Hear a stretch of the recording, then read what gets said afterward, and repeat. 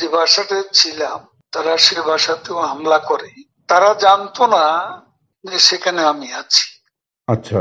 আমার বাসা তারা লুটপাট করেছে, হুম কিন্তু যে বাসায় আমি গিয়ে আশ্রয় নিলাম হুম সেখানে তারা হামলা করবে এটা আমি ভাবতাম। কিন্তু সেখানেও দেখলাম যে অনেক লোকজন হুম ঢুকে পড়ে এবং তারা ভাঙচুর লুটপাট হুম করতে থাকে। হুম আমি আমার স্ত্রী সহ আমরা বাথরুমে লুকিয়ে যাই। অনেকক্ষণ ছিলাম, প্রায় 5 ঘন্টা। হুম হুম তারপর একটা পর্যায়ে এরা তো ওই বাথরুমের ভিতর সেখানেও কমোড, হুম বেসিন হুম এগুলো তো লুটপাট করেছে সব।